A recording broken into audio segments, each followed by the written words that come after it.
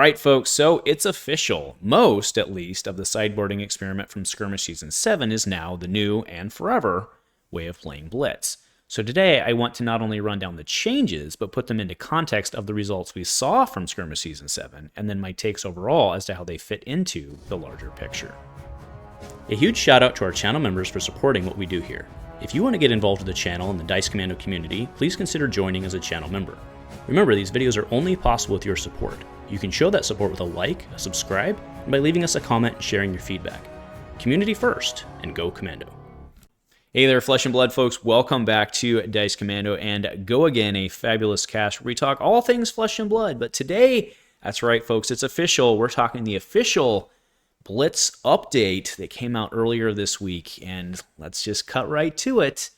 Skirmish Season 7, the experiment, is mostly official. So what I want to do today is run through that article. Now y'all know how I do it. I don't read it because I respect y'all's intelligence. Plus I know that other news outlets already have stuff out, but I do want to go through some specific things and kind of talk through it, my takes on it overall, and where I think, spoiler alert, I think this is a good thing. I do. There's some things, there's some things that are too bad about it, but I think overall this is a much better thing overall. Now, one quick note before we get into this. I know that many of you on the channel may have seen the schedule I published about a week and change ago. This morning was supposed to be a Dorinthea Axe video. Don't worry, it's still coming out. It'll come out next week. I'll just push it a week. This is time relevant, and it made sense to talk about this today. So we're shooting this today, and you can get the Dory Axe video, or the Thea Axe video. That's right, the Thea Axe video next week. So thank you for your patience on that one. But hey, at least you know there's more in the pipeline, right? So let's go ahead and bring up the article itself, shall we? All right. So earlier this week, that's right, it's official. So here's the deal. Again, I'm not going to read the article to you, right? But the long story short is that the Blitz experiment, where you have a 53 card deck if you count the hero, 52 if you don't, and then you have flex slots in the sideboard, that is official. That's what we're going to do, except that you have to sit down with exactly 40 cards. No more, no less in your deck. The rest stays as it was before, although they were only equipment cards before, but y'all get it. Exactly 40 cards. And then the big one, dancing in the streets, insert memes, whatever. Journal Mortality is banned again, but as they've shown us, that doesn't really mean anything. So anyway, I do also want to say, comment on here, to get directly to the point. Last time they did something like this, I actually thought it was too wordy, and this time they're just like, getting right to it. So I gotta give them an applause for that. I mean, that's, hopefully that wasn't why they did that, because then I'd feel bad, but I kind of respect it. All right, so getting into the article, right? Expanded inventories are here to stay. Great stuff here, right? I mean, that's the gist of it. We've got a sideboard-ish, right? It's mini CC now to a very certain extent. Very much mimics that format. Again, I think it's overall a good thing. Now, one thing they did say in here, I'll go ahead and blow it up so it's a little easier to read. One of the biggest points of friction around immediate implementation was a concern that certain archetypes would benefit disproportionately, which I think is true. You all saw my video last Sunday on the Assassins, right? The Assassins very much suffer from this. He says, while some archetypes, mostly Kano, would find themselves unable to compete when facing a greater prevalence of hate, aka sigils and oases and so on. And then says, reviewing the results of Skirmish Season 7, we're happy to report these concerns were unfounded. So I agree with everything up until that last statement. And again, it's not a bad thing, but we've largely expected, the vast majority of us largely expected Kano to dominate the season before this was announced. And Kano, again, if you saw my videos from Skirmish Season tracking the LL points, he got roughly 10%. So he went from dominating the format to roughly 10%. Now, I'm not saying that's a bad thing. That's a great thing. But to say that some people were not disproportionately hit, I think that's not true, right? So I agree. I want to be very clear here. This is all good. I agree with all of this, except I don't think that last statement makes sense, because I do think that some people are being preferentially targeted, like Kano, and I actually think the implication of this statement is that the data backs up that there's no change, and I think that's false. I think there is a change. Now, to be fair, we didn't have data of what Kano was going to do, but he was going to do better than he did. He was considered the number one hero in the format going into, and he ended up with third or fourth, I forget. I think it was third. So, I disagree with that, but whatever. All right, and then a wide open metagame where almost any hero concede was exactly what we hoped to see under the rule changes, and players absolutely delivered. No doubt about that. Absolutely 100%. Again, if we'll throw up the numbers, look at the results for the season. I mean, we had Kassai at number 1 at like 15. We had Chane just under that. And then we had 10% all over the board. I mean, look at the number of heroes. The data is absolutely there. So this was fantastic. I think it's a really, really, really strong thing. It's also good for, the players that really, really hate the concept of living legend and stuff. This is good for them as well. They should love this, because by and large, the wider it is, the longer it takes your heroes to L out. And did I say that right? LL out. It's a good thing overall, right? So perfect. All right, moving into the next part here. So the classic 40 card limit. All right, so essentially this is explaining why they decided to cap it at 40 as opposed to technically, like Dash, for example. Dash was the one who did it the most for extra boost cards, because then she wouldn't fatigue as much. I mean, still fatigue, but it took longer to fatigue, had more, basically one extra turn, but you can cram more in there. Riptide did it as well to a certain extent.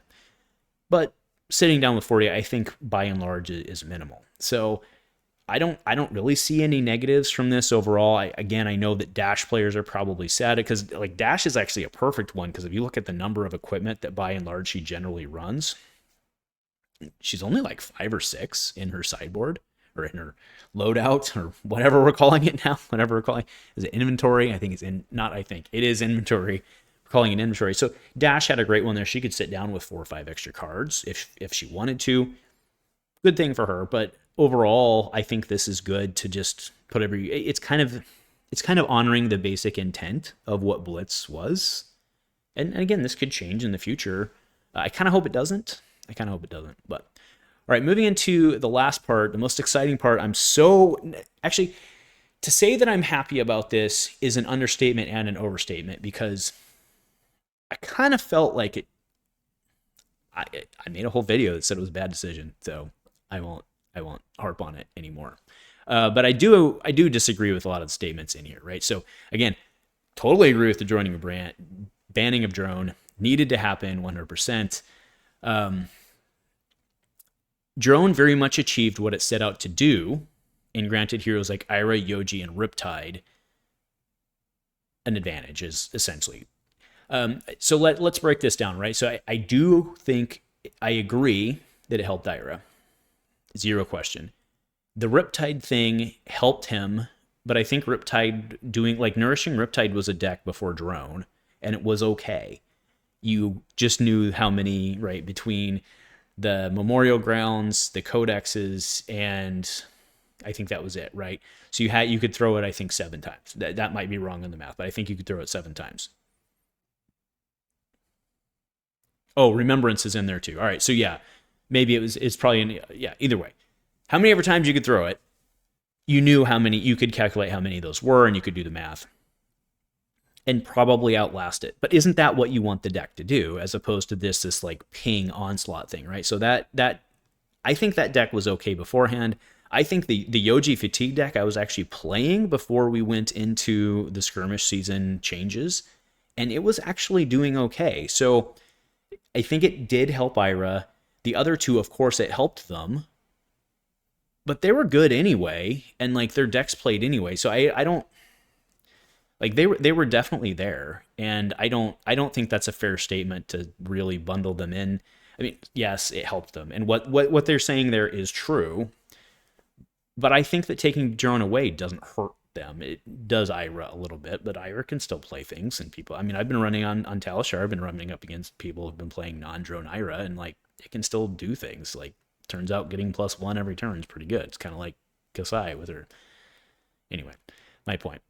You get my point. So the other thing, I'm not just actually going to read the rest because you all can do it, but there's definitely a tone in this that they're upset about it. And I don't know what the deal there is. I think by and large, I mean, again, I'm obviously biased. For anybody who's been watching the last several months, you know I'm obviously biased, but I think by and large, the community didn't like Drone. And I think the fact that they're taking it away backs that up. All right, thanks for the patience there while the helicopter came over. So they say here, it even did so in a reasonably balanced way. I mean, I think that's true. It is a true statement, again, from the data, right? If you look at the quote-unquote fatigue heroes in this, I think it's true. But I think what they're not factoring in here is the NPE-ness, right? So clearly someone over there had something they wanted to try out. They wanted to get it in. Could have been James. I don't know. I don't know who it was. I'm not saying they were wrong, but it does sound like they're definitely not happy that they have to pull it back. It's kind of like, well, we'll give you kids what you want, but either way, the kids are happy. The kids are happy. This kid's happy. Let's just say it that way, right? So Drone is gone, and that's the end of it. Now, last part that I kind of want to talk about is, again, overall, I think I've said multiple times, I'm pretty happy about this. I think it's a good, I think it's a good thing. The negative of this going in is that there is a certain art. It's more of a deck builder's art than a player's art. I will grant you that. But there is a certain art in being able to choose a card like Raging Onslaught, right? Preach about Raging Onslaught all the time. And the reason I like that card is because it pulls kind of triple duty, right? It's yellow pitch in the right deck. That's perfect. It's a popper, defense for 3. It's not good at anything, but it's good in its role. And this card's basically not usable now. I mean, and by that I mean the yellow, it's not usable. You can still play it, but I'm not going to be using it. This was a card that when I pulled a common of it, I never put the common in the chaff bin. I always kept it because I'm going commoner decks all day long. And it'll still go in those commoner decks all day long, but for the other decks, this card's no longer good because of the flex slots. And there are other cards like that out there that you can apply for any deck you're building where you're like, this isn't exactly what I want, but this can help me here and help me here. Like a Freewheeling Renegades, for example. That's another good one, right? It's like, this isn't a perfect card, but it's a popper, and it gives me go again. It forces blocks. Not go again, sorry. It gives me an advantage to force blocks, does not give go again, excuse me. But you understand what I'm driving at, right? There's a art in deck building to knowing that you only have so many spaces and having to plan for contingencies and making suboptimal decisions that are actually make the deck as a whole more optimal. So again, it's not a bad thing that this is going away, but it is a bummer that I do feel that Blitz on the whole is shifting from Blitz on the whole, I think, was a very good balance for featuring strength of deck building and being able to then execute that deck. And when you have a situation like that, I do think it breeds a little more uniqueness. And now that you have spots specifically that you can target this and this and this, you just go out and you pick your targets instead of preparing yourself for the field. And again, that's not a bad thing. It's probably the data's there. It's the right thing from a competitive standpoint. There's zero question on that. But it is kind of a bummer to me that you lose that, right? And because the only place that exists now for the time being is in Commoner, right? And again, you have to ask yourself, how long do we have until the kids start banging on the door that they want sideboarding in Commoner? You say, oh, no, it'll never happen. It's the entry format. Well, that's what they said about Blitz several years ago, right? So just food for thought, again, overall, great changes, 100% on board. Drone being gone is the right thing. Things, when they're banned, should stay banned. That's my take, but I know a lot of you disagree. But anyway, hopefully as we've been going through this chat, been commenting below, sharing your thoughts, sharing your feedback, Are you happy or are you not? Let me know below. I'm honestly curious. I know there's a lot of people not a lot. I know there's a certain amount of people not happy about drone, but I highly suspect those people don't watch this channel. So again, we'll see, but nothing else, folks. Go Commando.